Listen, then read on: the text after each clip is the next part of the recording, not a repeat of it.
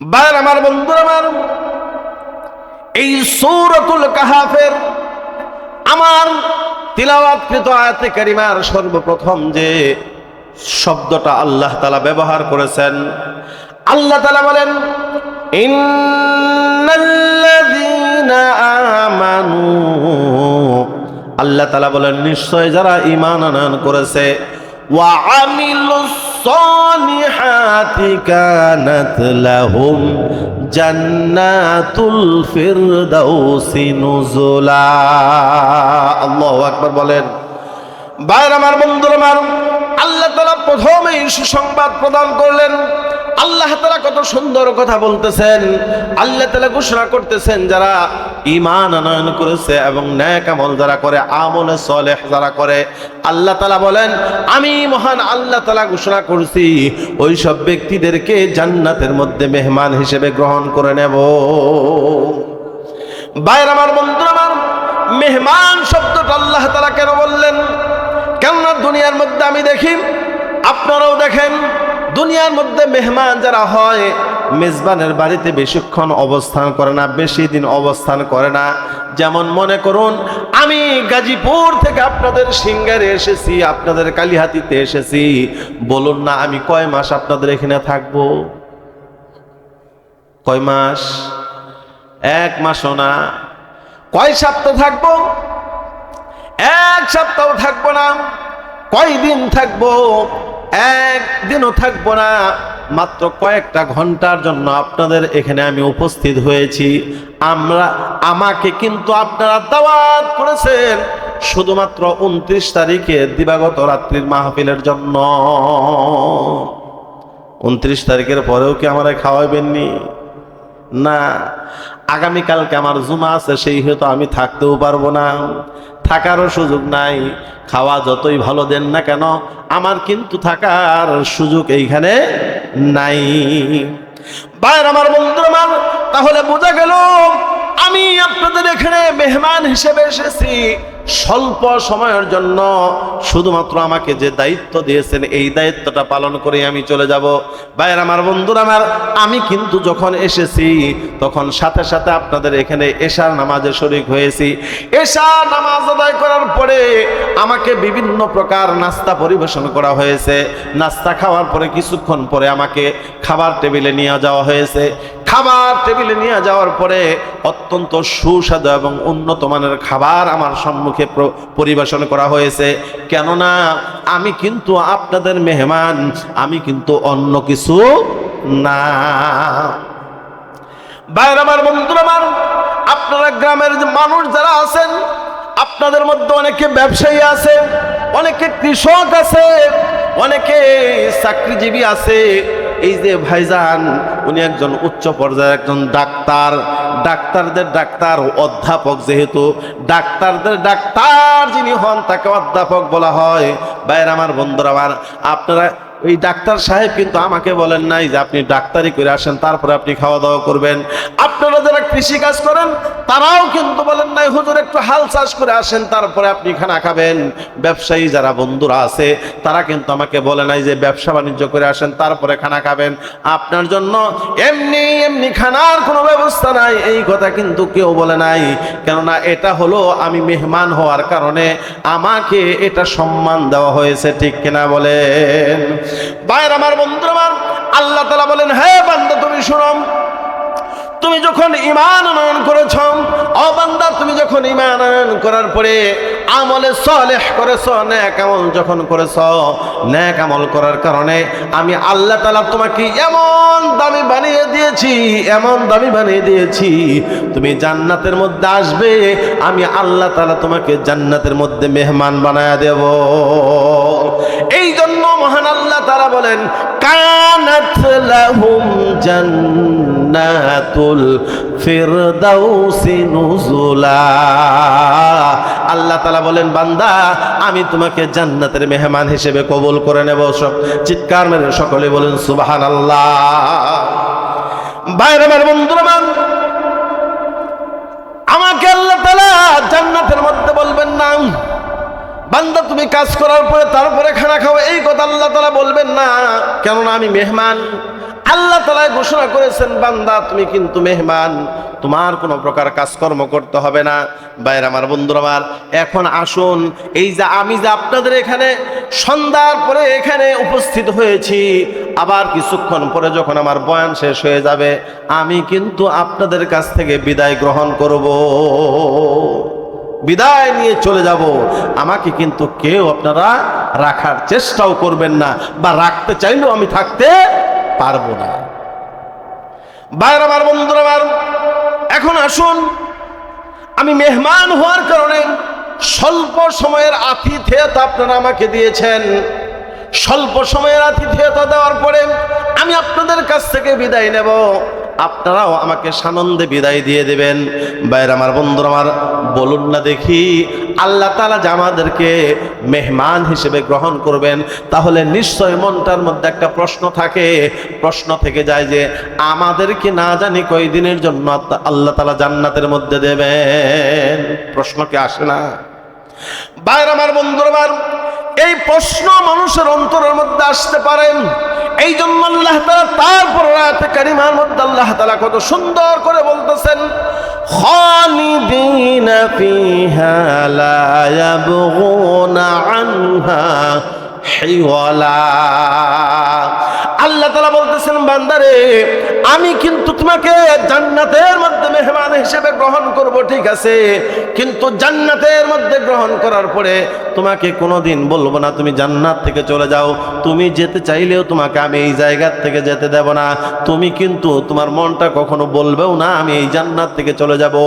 আল্লাহ তাআলা বলতেছেন, আবাদুল আবাদ, অনন্তকালের জন্য আমি আল্লাহ তাআলা তোমাকে জান্নাতের ভিতরে প্রবেশ করায় দেব। এই জান্নাতের মধ্যে প্রবেশ করানোর পরে কোনো মানুষের মন চাইবে না যে আমি জান্নাত থেকে বের হয়ে যাই। কোনো মানুষের মন বলবে না যে আমি এই জান্নাত থেকে বের হয়ে অন্যত্র চলে যাব। এটা কোনো মানুষের মন সায় দেবে না। ভাইরা আমার, বন্ধুরা আমার, আপনার কথার মধ্যে মনে হয় হয়তো বা কোনো প্রকার সংশয় থাকতে পারে। আল্লাহ তাআলা বলতেছেন, বান্দারে, এমন আল্লাহ তাআলা এই কথাটা বলেছেন যে এই কথাটার মধ্যে তোমার মনের মধ্যে কোনো সংশয় থাকতে পারে না, তোমার মনের মধ্যে কোনো প্রকার সন্দেহ থাকতে পারে না। আল্লাহ তাআলা বলতেছেন, قل لو كان البحر مدادا لكلمات ربي لنفد البحر قبل أن تنفد كلمات ربي ولو جئنا بمثله مددا। الله أكبر। ভাইরা আমার, বন্ধুরা আমার, আল্লাহ তাআলা বলতেছেন, এমন আল্লাহ তাআলা এই কথাটা বলেছেন যে আল্লাহর প্রশংসা যদি বান্দা তুমি করতে থাকো, এই আল্লাহর প্রশংসা যদি বান্দা তুমি লিখতে থাকো, মনে করেন এই জমিন নামক যেই জায়গাটা আছে, এই জায়গাটা থেকে যদি আপনি খাতা স্বরূপ ব্যবহার করেন, আল্লাহ পাক দুনিয়ার মধ্যে যতগুলো গাছপালা তরুলতা বৃক্ষরাজি বানিয়েছেন, সমস্ত বৃক্ষরাজিগুলোকে যদি আপনি কি করেন, কলম হিসেবে ব্যবহার করেন, আর দুনিয়ার মধ্যে যত সাগর মহাসাগর পুকুর আর যত প্রকার নদী নালা খালবিল আছে, সমস্ত নদী নালা খালবিলের পানিগুলোকে যদি আপনি কালি স্বরূপ ব্যবহার করেন, কালি নামক এই পানিগুলো এক সময় শেষ হয়ে যাবে। কলম নামক গাছপালা বৃক্ষলতা তরুলতা সব কিছু শেষ হয়ে যাবে। খাতা নামক এই জমিনটা শেষ হয়ে যাবে। আমার আল্লাহ বলতেছেন, তদুপরি আমি আল্লাহর প্রশংসা তোমরা শেষ করতে পারবে না। একটু জিকির করে লা ইলাহা ইল্লাল্লাহ,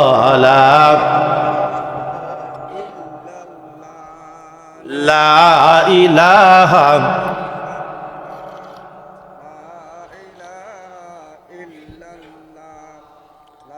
লা ইলাহা লা ইলাহা ইল্লাল্লাহ, লা ইলাহা লা ইলাহা ইল্লাল্লাহ, লা ইলাহা ইল্লাল্লাহ, লা ইলাহা ইল্লাল্লাহ, লা ইলাহা লা ইলাহা মাওলা তোমার লীলা খেলা কেউ বোঝে না। বলুন মাওলা তোমার লীলা খেলা কেউ বোঝে না। কাউকে রাখো গাছতলাতে, কাউকে রাখো গাছতলাতে, কাউকে আবার পাঁচতলায়। লা ইলাহা ইল্লাল্লাহ, লা ইলাহা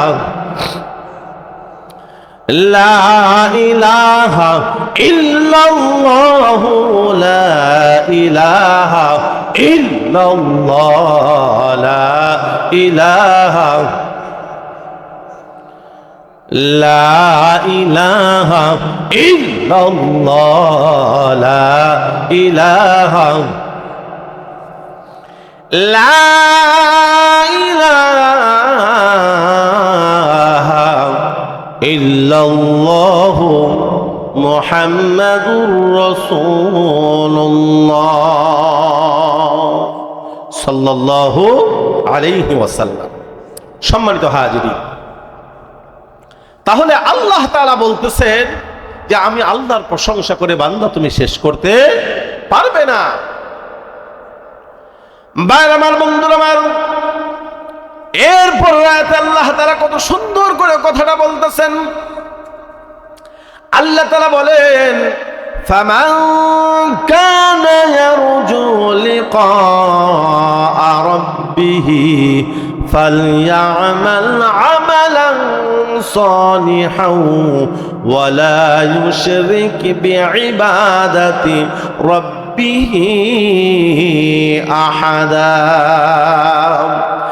আল্লাহ তাআলা বলেন বান্দারে, আমি আল্লাহ পাকের সাক্ষাৎ লাভ করার জন্য তুমি আল্লাহ পাকের সাক্ষাৎ লাভ করার জন্য তুমি তোমার মনটার মধ্যে, আমি জানি তোমার মনটার মধ্যে অনেক ব্যাকুলতা আছে। আমি আল্লাহকে দেখার জন্য তোমার মনের মধ্যে অনেক আগ্রহ আছে, আকাঙ্ক্ষা আছে। ও বান্দা তুমি শোনো, আমি আল্লাহ তাআলা তোমাকে যে বিধান দিয়েছি, যেই নেক আমলের কথা বলেছি, এই নেক আমল বান্দা যদি তুমি করো, আমি আল্লাহ তাআলা কাল কিয়ামতের ময়দানে সমস্ত পর্দাকে ভেদ করে আমি আল্লাহ তাআলা তোমার সম্মুখে আত্মপ্রকাশ করব। সুবহানাল্লাহ বলেন। ভাইরা আমার, বন্ধুরা আমার, আল্লাহ পাক শর্ত জুড়ে দিলেন শিরক মুক্ত ইবাদত বন্দি করতে হবে। ভাইরা আমার, বন্ধুরা আমার, শিরক মুক্ত ইবাদত বন্দি করতে আমাদেরকে আল্লাহ তাআলা হুকুম দিয়েছেন। শিরক যুক্ত ইবাদত বন্দি করলে কি হয়, আপনাদেরকে ছোট্ট একটা ঘটনা আমি আপনাদেরকে শোনাচ্ছি। তাফসীরের কিতাবের মধ্যে আসছে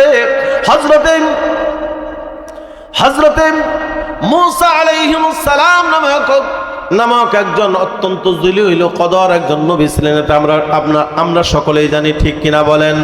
ভাইরা আমার, বন্ধুরা আমার, হযরতে মূসা আলাইহিস সালাম কিন্তু দুনিয়ার মধ্যে একমাত্র নবী ছিলেন যেই নবীটা মহান আল্লাহ তাআলার সাথে কি করেছেন, কথা বলেছেন। দুনিয়ার মধ্যেই মহান আল্লাহ পাকের সাথে কথা বলেছেন। সুবহানাল্লাহ বলেন। ভাইরা আমার, বন্ধুরা আমার, যেরকম ভাবে আমরা যে মোবাইল ফোনে কথা বলি, একজন আরেকজনের সাথে কথা বলি, একজন আরেকজনের সাথে কথা বলতে গিয়া এই মোবাইলের মধ্যে নেটওয়ার্ক থাকতে হয়, ঠিক কিনা বলেন? নেটওয়ার্ক যদি না থাকে, আপনি যতই দামি মোবাইল ফোন আনেন না কেন, এই নেটওয়ার্ক বিহীন মোবাইল দিয়া আপনি কি করতে পারবেন না, কথা বলতে পারবেন না, সম্ভব না। ভাইরা আমার, বন্ধুরা আমার, হযরতে মূসা আলাইহিস সালাম ইচ্ছে করলে আল্লাহ তাআলা তার সাথে, ইচ্ছে করলে আল্লাহ পাক হযরতে মূসা আলাইহিস সালামের ঘরে বসাই তারপরে তার সাথে কথা বলতে পারতেন, কিন্তু না। আল্লাহ তাআলা বলেন, বান্দারে, হে আমার নবী, হে আমার রাসূল হযরতে মূসা, তোমাকে কি করতে হবে, নেটওয়ার্কের আওতাধীন আসতে হবে। আমার নেটওয়ার্কের মধ্যে বান্দা যদি তুমি আসো, হে নবী তুমি যদি আসো, তাহলে আমার সাথে তুমি কথা বলতে পারবে। তাহলে হযরতে মূসা আলাইহিস সালাম জিজ্ঞেস করতেছেন, আল্লাহ তাআলা আমাকে কোথায় যেতে হবে? হযরতে মূসা আলাইহিস সালামকে আল্লাহ তাআলা বলেন, হে মূসা, তুমি তুর পাহাড়ের উপরে আসো। তুর পাহাড়ের উপরে আসার পরে আমি আল্লাহ তাআলা তোমার সাথে কি করব? কথোপকথনে লিপ্ত হব, তোমার সাথে কথাবার্তায় লিপ্ত হব। ভাইরা আমার, বন্ধুরা আমার, হযরতে মূসা আলাইহিস সালাম অত্যন্ত আনন্দিত হয়ে কি করলেন? ওই তুর পাহাড়ের মধ্যে যে আল্লাহ পাকের সাথে কথাবার্তায় লিপ্ত হয়ে যাইতেন। সুবহানাল্লাহ। ভাইরা আমার, বন্ধুরা আমার, হযরতে মূসা আলাইহিস সালাম একবার আল্লাহ পাকের সাথে কথা বলার জন্য তুর পাহাড়ের দিকে যাচ্ছিলেন। পথিমধ্যে বিরাট বড় একটা জঙ্গল অতিক্রম করতে হয়। এই জঙ্গলের মধ্যে যাওয়ার পরে দেখতেছেন জঙ্গলের মধ্যে একটা গাছের নিচে বসে বসে আল্লাহর একটা বান্দা কি করতেছেন? জিকির করতেছেন। জিকির করতেছেন যখন ওই বান্দাকে দেখার পরে হযরতে মূসা আলাইহিস সালাম মনে মনে চিন্তা করলেন, এই গাছের নিচে বসে বসে আল্লাহর একটা বান্দা যেহেতু জিকির করতেছে, দেখি এই আল্লাহর বান্দার অবস্থাটা একটু দেখে তারপরে তার সাথে একটু কথা বলে এইখান থেকে যাই। ভাইরা আমার, বন্ধুরা আমার, হযরতে মূসা আলাইহিস সালাম আস্তে আস্তে আস্তে আস্তে ওই জিকিরকারী বান্দার কাছে চলে গেলেন। যাওয়ার পরে দেখতেছেন অত্যন্ত ভয়াবহ অবস্থা। তার সারা শরীরের মধ্যে এমন রোগ ব্যাধিতে আক্রান্ত, সারা শরীরের মধ্যে ঘা হয়ে গেছে। শুধুমাত্র যে ঘা হয়েছে তাই শেষ নয়, ঘা হওয়ার পরে শরীরের মধ্যে বিষাক্ত এক জাতীয় পোকা, ওই পোকাগুলোর নাম কিতাবের মধ্যে আসছে যে বুলতা নামক পোকা। এই বুলতা নামক পোকাগুলো খুব কি করতেছে? এই লোকটার শরীরের মধ্যে কামড়াইতেছে তো কামড়াইতেছে। হযরতে মূসা আলাইহিস সালাম ওই ব্যক্তিকে জিজ্ঞেস করলেন, ওগো আল্লাহর বান্দা, তুমি কোন নিয়ামতের শুকরিয়া আদায় করো? এই জায়গার মধ্যে বসে বসে তুমি আল্লাহর জিকির করতেছ, এই জায়গার মধ্যে বসে বসে আল্লাহর জিকির করতেছ, অথচ তুমি একটা অসুস্থ মানুষ, তুমি তো জিকির না করলেও পারতে, তুমি তো ইচ্ছে করলে বাড়ির মধ্যে অত্যন্ত আরামের সাথে সময় কাটাইতে পারতে। হযরতে মূসা আলাইহিস সালামকে ওই জিকিরকারী ব্যক্তিটা বলতেছেন, ওগো আল্লাহর বান্দা, আল্লাহ তাআলা যে আমাকে এই যে রোগ ব্যাধিটা দিয়েছে, এই রোগ ব্যাধি দেওয়ার কারণেই তো আমার শরীরের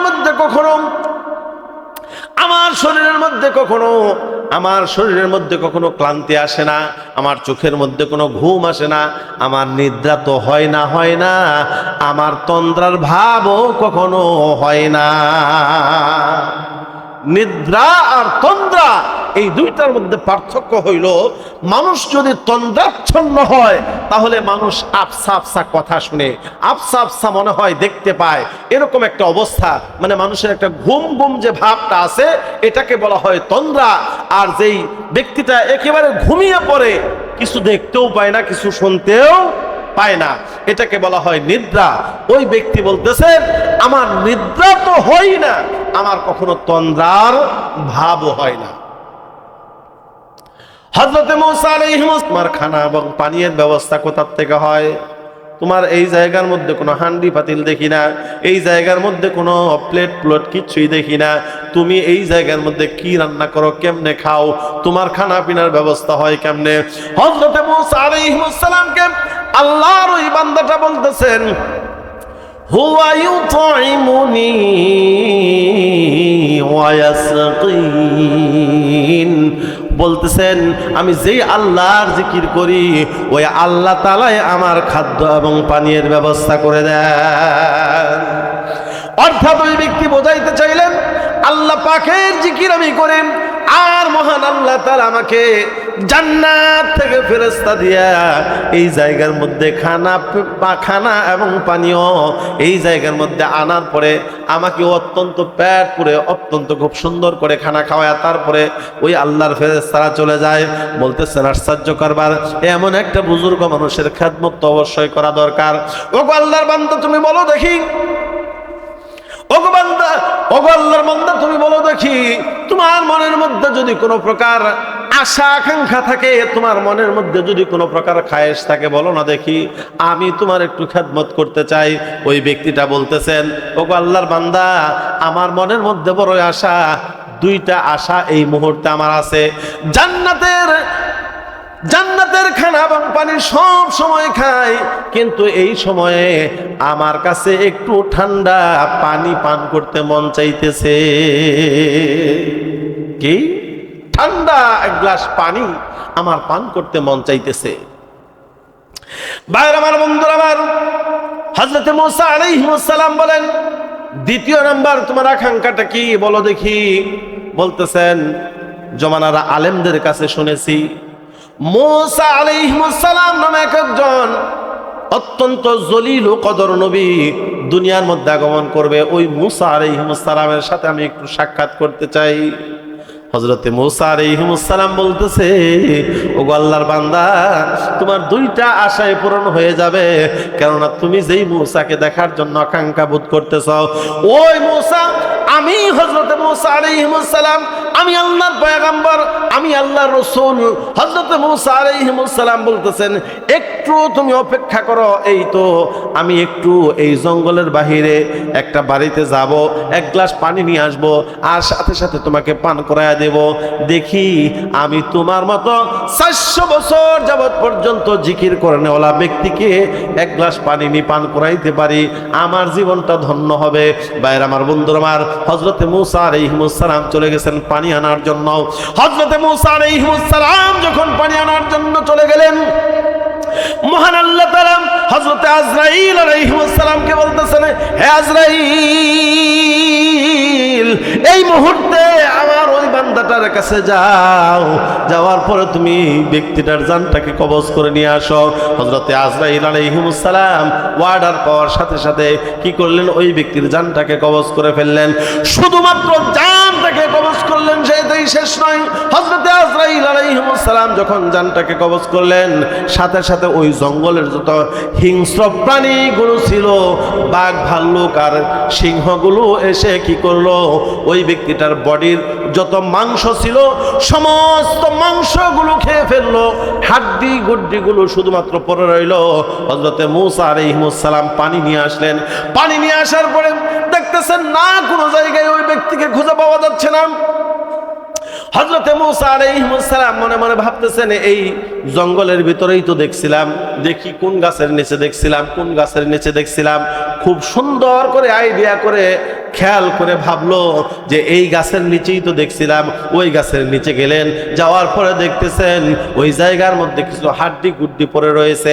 ওই জায়গার মধ্যে নতুন কিছু রক্তের এক এক জায়গার মধ্যে রক্তের কিছু দাগ রয়েছে, আর কোনো কিছু এই জায়গার মধ্যে নাই। হযরতে মূসা আলাইহিস সালাম খুব ভালো করে খেয়াল করে দেখলেন, যেই ব্যক্তিকে দেখছিলেন যে ওই ব্যক্তির চেহারার মতোই তো দেখা যায়, ওই ব্যক্তির মাথায় তো এখানে পড়ে আছে, ওই ব্যক্তির হাত গুড়ি তো এখানে পড়ে আছে।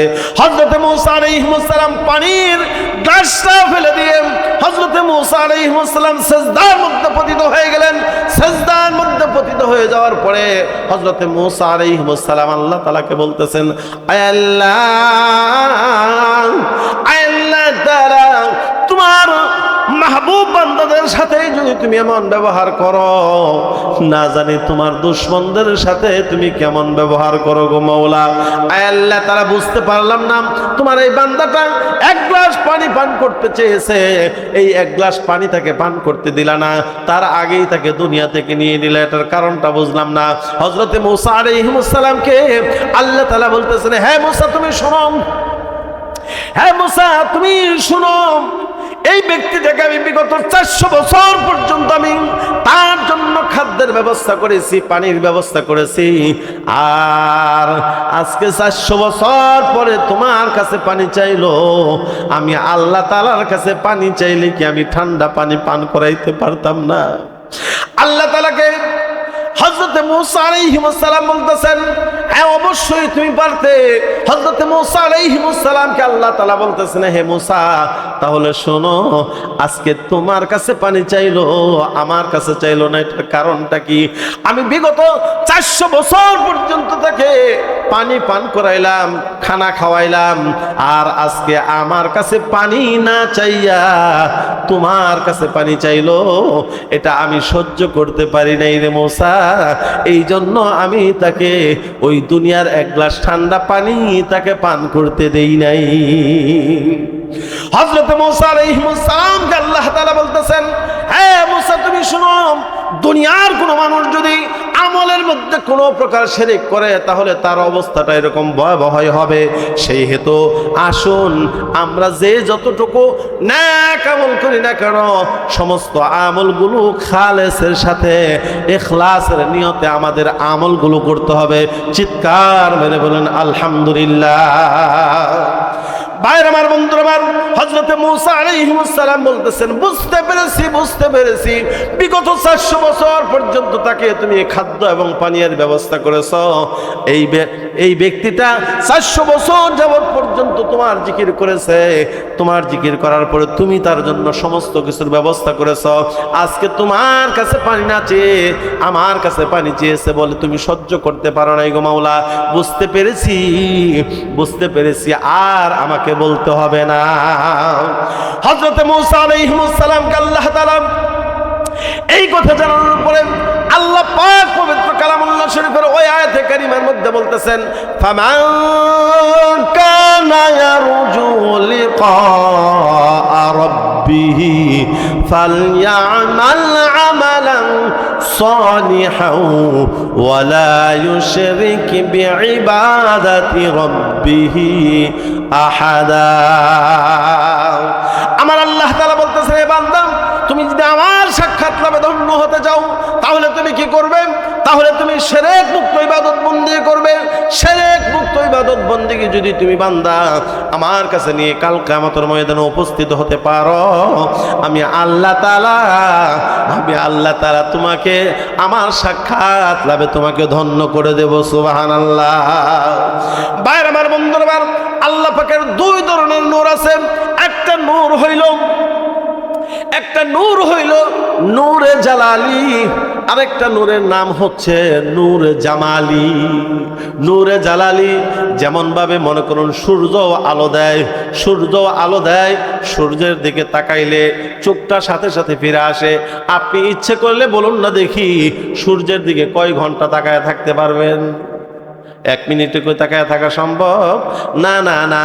আবার যেই চন্দ্র আলো দেয় এই চাঁদের দিকে আপনি ইচ্ছে করলে ঘন্টার পর ঘন্টা তাকায় থাকতে পারবেন, কোনো প্রকার সমস্যা আপনার হবে না।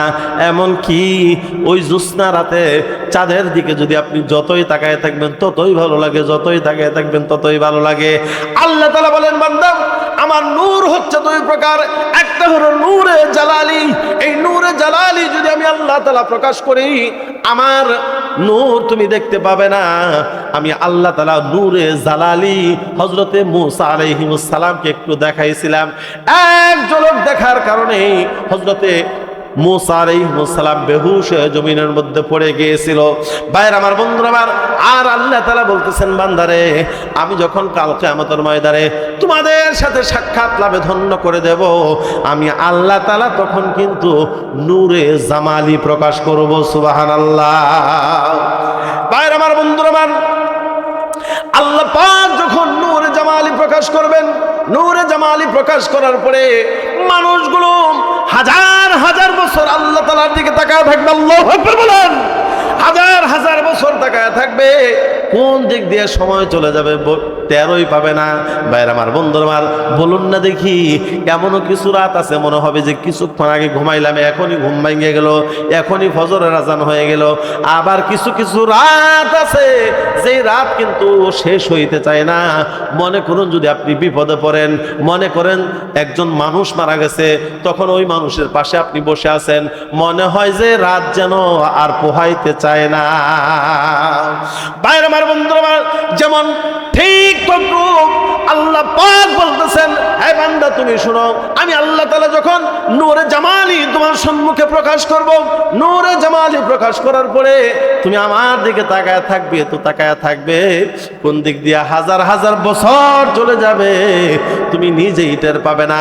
যখন আমি আল্লাহ তাআলা বলবো হে বান্দা তুমি আমাকে দেখেছো, এই কথা বলার পরে তুমি যখন আমার কুদরতি পায়ের মধ্যে যখন সিজদার মধ্যে পড়ে যাবে, সিজদার মধ্যে পড়ে যাওয়ার পরে পড়ে আল্লাহ তাআলাকে বলবেন, আয় আল্লাহ তাআলা, ফজরের নামাজ পড়েছি কোনোদিন তোমাকে দেখি নাই, জোহর পড়েছি কোনোদিন দেখি নাই, আসর পড়েছি কোনোদিন তোমাকে দেখি নাই, মাগরিব এশা পড়েছি কোনোদিন দেখি নাই। মাওলা গো, এই নামাজগুলো আমি পড়েছি তারপরে কোনোদিন দেখতে পারি নাই। তাহাজ্জুদের নামাজ পর্যন্ত তোমার হুকুম আমি আদায় করেছি, কোনোদিন তোমাকে দেখতে পাই নাই।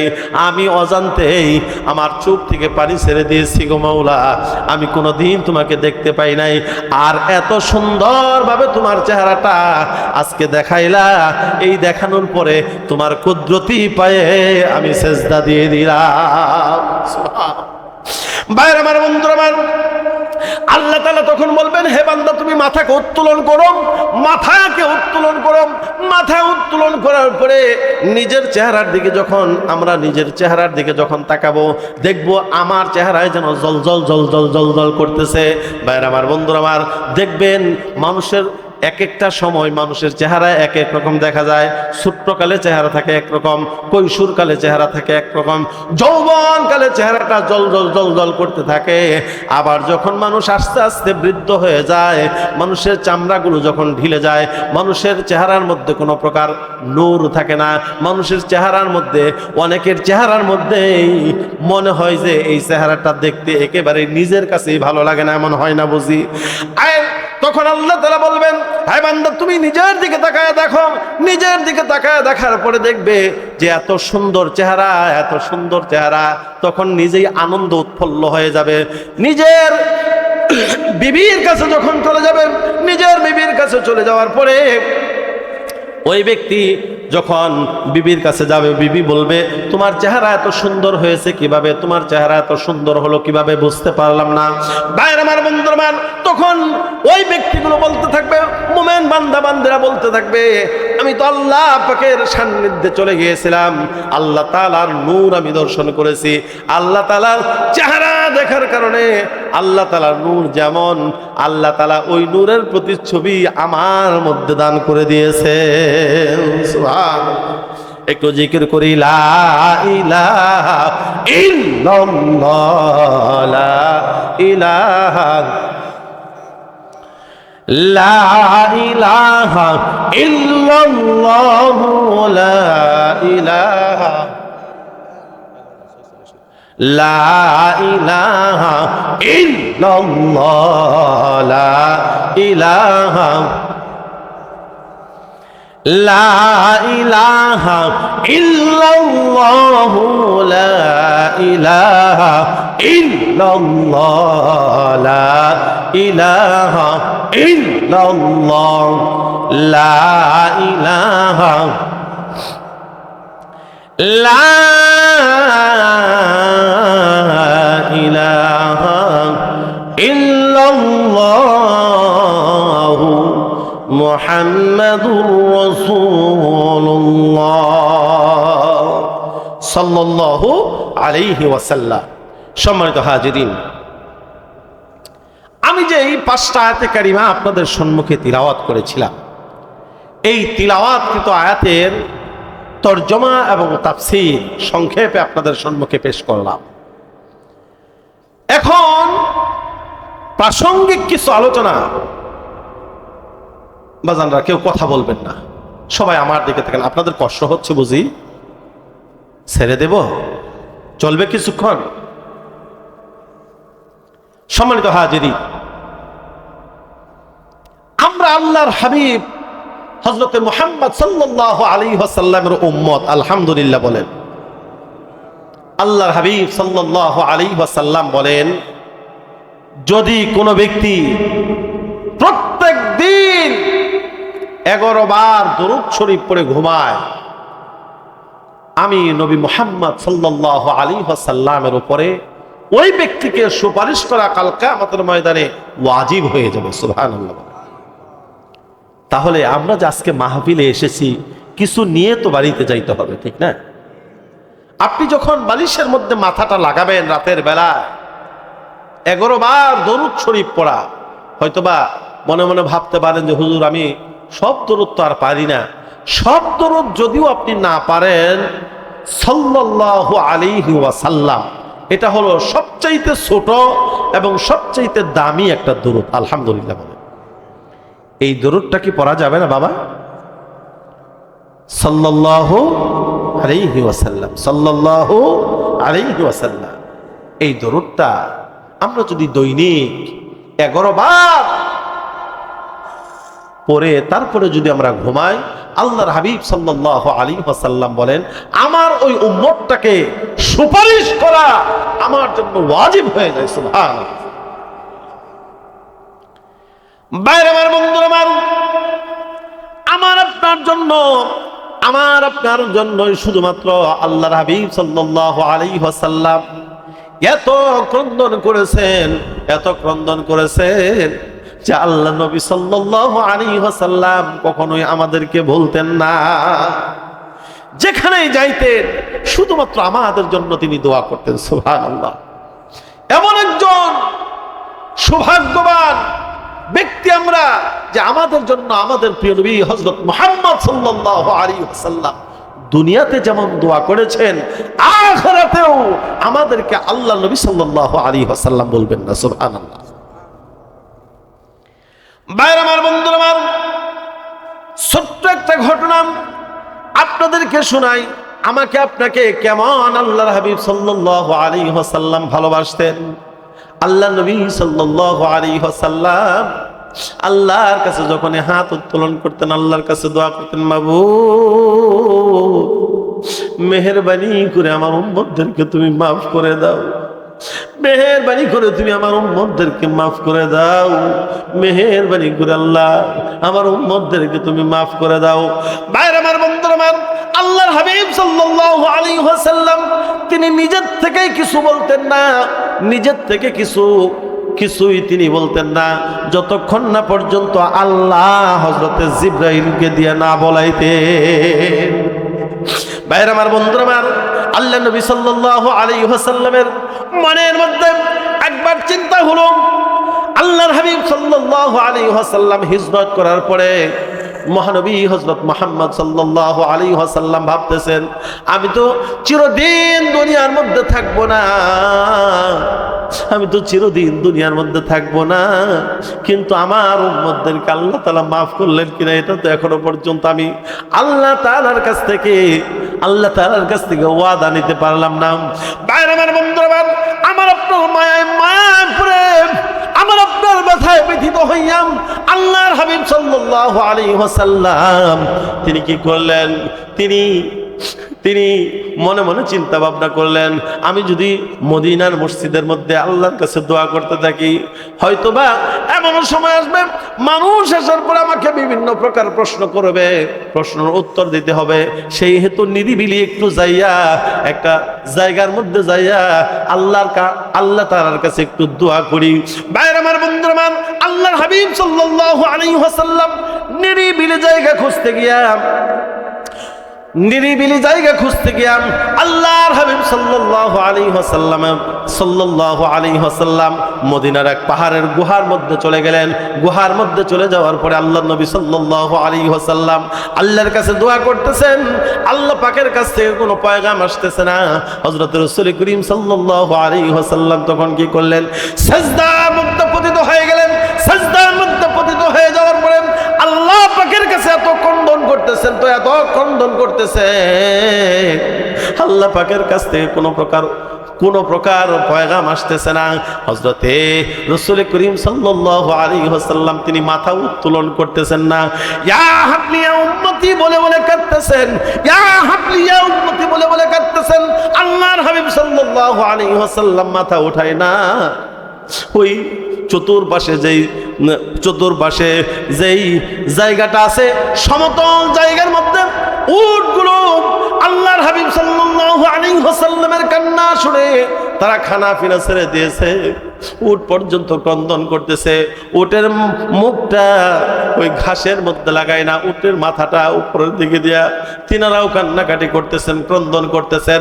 বাইরে আমার বন্ধুরা, আল্লাহর হাবিব সাল্লাল্লাহু আলাইহি ওয়াসাল্লামকে সাহাবা আজমাইনগণ এতই ভালোবাসতেন, তো এতই ভালোবাসতেন, আল্লাহ নবী সাল্লাল্লাহু আলাইহি ওয়াসাল্লামকে যদি মুহূর্তের জন্য যদি কোথাও চলে যাইতেন, আল্লাহ নবী সাল্লাল্লাহু আলাইহি ওয়াসাল্লামের সাহাবীরা পাগল হয়ে যাইতেন। আল্লাহর হাবিব সাল্লাল্লাহু আলাইহি ওয়াসাল্লামের সাহাবী হযরতে আবু বকর সিদ্দিক রাদিয়াল্লাহু তাআলা আনহু ভাবতেছেন, 3 দিন পর্যন্ত আমরা রাসূলকে দেখি না, আমাদের প্রিয় নবী হযরত মুহাম্মদ সাল্লাল্লাহু আলাইহি ওয়াসাল্লাম কোথায় গিয়েছেন? ভাইরা আমার, বন্ধুরা আমার, দিলটা একটু নরম করে দিন। আল্লাহর হাবিব সাল্লাল্লাহু আলাইহি ওয়াসাল্লাম বলেন, যেই ব্যক্তি নিজের গুনাহের কথা স্মরণ করে, আমি মুহাম্মদ সাল্লাল্লাহু আলাইহি ওয়াসাল্লামের কথা স্মরণ করে নিজের চোখ থেকে মাছের মাথা পরিমাণ পানির ফোঁটা যদি ছেড়ে দিতে পারে, আল্লাহ তাআলা ওই ব্যক্তির তামাম জীবনের সমস্ত গুনাহগুলো মাফ করে দেন।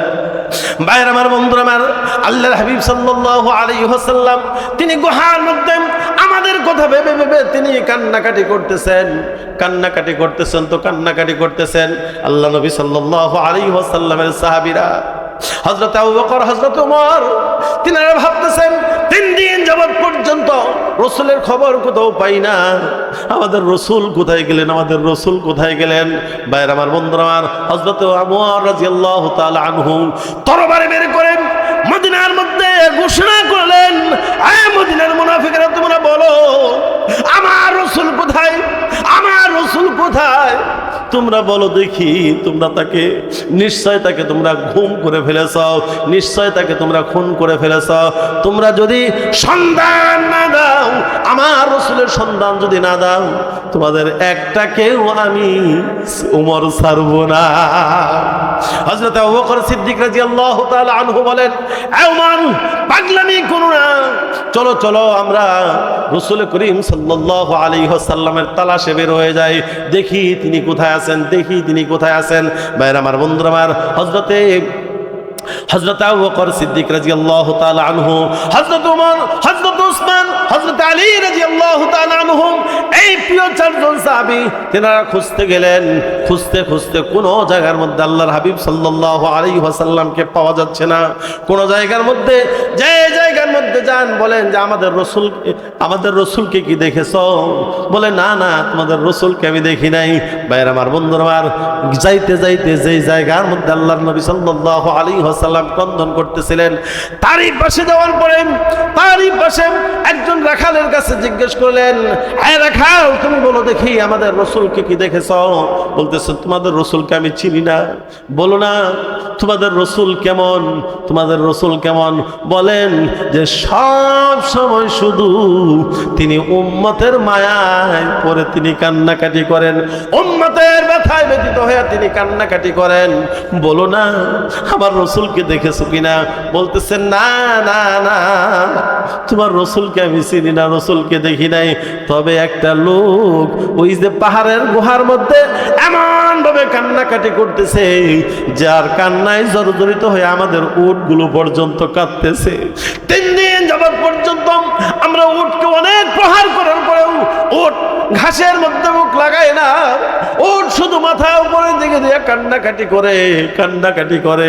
তাড়াতাড়ি এই লোকটাকে তাড়াতাড়ি পাহাড় থেকে তোমরা নিয়ে যাও, পাহাড়ের গুহার থেকে তাড়াতাড়ি তোমরা নিয়ে যাও। হযরত আবু বকর সিদ্দিক রাদিয়াল্লাহু তাআলা আনহু বলতেছেন, যে ব্যক্তি ইয়া হাবলি ইয়া উম্মতি বলে কাঁদে, এই ব্যক্তি আমার রাসূলকে ছাড়া অন্য কেউ হতে পারে না। একবারে চলে গেলেন পাহাড়ের গুহার কাছে। যাওয়ার পরে দেখতেছেন আল্লাহর হাবিব সাল্লাল্লাহু আলাইহি ওয়াসাল্লাম এই পাহাড়ের গুহার মধ্যে ক্রন্দন করতেছেন আর বলতেছেন, ইয়া হাবলি ইয়া উম্মতি, ইয়া হাবলি ইয়া উম্মতি। আল্লাহ তাআলার কাছে বলতেছেন, আল্লাহ আমার উম্মতের কি অবস্থা হবে? আল্লাহ তাআলা আমার উম্মতকে মেহেরবানি করে তুমি মাফ করে দাও। আল্লাহ তুমি মেহেরবানি করে আমার উম্মতকে মাফ করে দাও। ভাইরা আমার, বন্ধুরা আমার, আল্লাহ তাআলার কাছ থেকে কোনো পয়গাম আসে না। আল্লাহর হাবিব সাল্লাল্লাহু আলাইহি ওয়াসাল্লাম তিনিও মাথা উত্তোলন করেন না।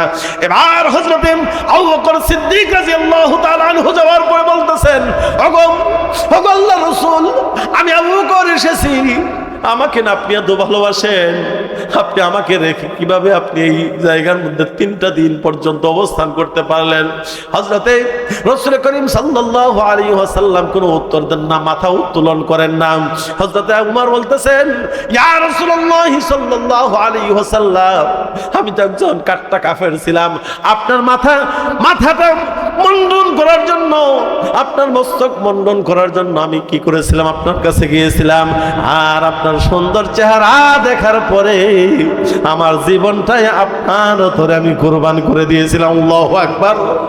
ভাইরা আমার, বন্ধুরা আমার, আল্লাহর হাবিব সাল্লাল্লাহু আলাইহি ওয়াসাল্লামকে বলতেছেন, হযরত আবু বকর সিদ্দিক রাদিয়াল্লাহু তাআলা আনহু বলতেছেন, ইয়া রাসূলুল্লাহ সাল্লাল্লাহু আলাইহি ওয়াসাল্লাম, আমার জীবনের যত নেক আছে সমস্ত নেকগুলো আপনার উম্মতের তরে আমি দান করে দিলাম। ভাইরা আমার, বন্ধুরা আমার, হযরত ওমর বলে, ইয়া রাসূলুল্লাহ সাল্লাল্লাহু আলাইহি ওয়াসাল্লাম, আমি মুসলমান হওয়ার পরের থেকে অদ্যাবধি পর্যন্ত যত নেক আমি করেছি সমস্ত নেকগুলো আপনার উম্মতের তরে আমি দান করে দিলাম। হযরত রাসূল করিম সাল্লাল্লাহু আলাইহি ওয়াসাল্লাম তবুও মাথা উত্তোলন করেন না। এবার হযরত ওসমান রাদিয়াল্লাহু তাআলা আনহু বলতেছেন, ইয়া রাসূলুল্লাহ সাল্লাল্লাহু আলাইহি ওয়াসাল্লাম, আমি ওই ওসমান, যে ওসমানের আমার সম্পদের অর্ধেক আপনার তরে আমি দান করে দিয়েছিলাম। হযরত আলী বলতেছেন যে, ইয়া রাসূলুল্লাহ সাল্লাল্লাহু আলাইহি ওয়াসাল্লাম, আমাকে আপনি এত ভালোবাসেন, আমাকে এত ভালোবাসেন, এত মহব্বত করেন, আমাকে মহব্বত করেন, আপনার কন্যা আমার সাথে বিবাহ বন্ধনে আবদ্ধ করে দিয়েছেন। ইয়া রাসূলুল্লাহ সাল্লাল্লাহু আলাইহি ওয়াসাল্লাম, আমার জীবনের যত নেক আমল আছে সমস্ত নেক আমলগুলো আপনার জন্য দান করে দিলাম, আপনার উম্মতের জন্য দান করে দিলাম। আল্লাহর হাবিব সাল্লাল্লাহু আলাইহি ওয়াসাল্লাম তবুও মাথা উত্তোলন করেন না। হযরত আবু বকর বলতেছেন, হে আলী, বুঝতে পেরেছি আমাদের কথায় তিনি মাথা উত্তোলন করবেন না, তাড়াতাড়ি চলো আমরা ফাতেমার কাছে যাই। ফাতেমা যদি তার 2টা সন্তান হযরত হাসান এবং হযরত হুসাইন রাদিয়াল্লাহু তাআলা আনহুকে নিয়ে আসেন, নিশ্চয় তাদের কথাকে উপেক্ষা করতে পারবেন না। হযরত আলী রাদিয়াল্লাহু তাআলা আনহু দৌড়ায় গেলেন, হযরত উসমান রাদিয়াল্লাহু তাআলা আনহু তিনিও দৌড়ায় গেলেন। দৌড়ায় যাওয়ার পরে হযরত আলী বলতেছেন, বিবি তাড়াতাড়ি চলো, তাড়াতাড়ি চলো।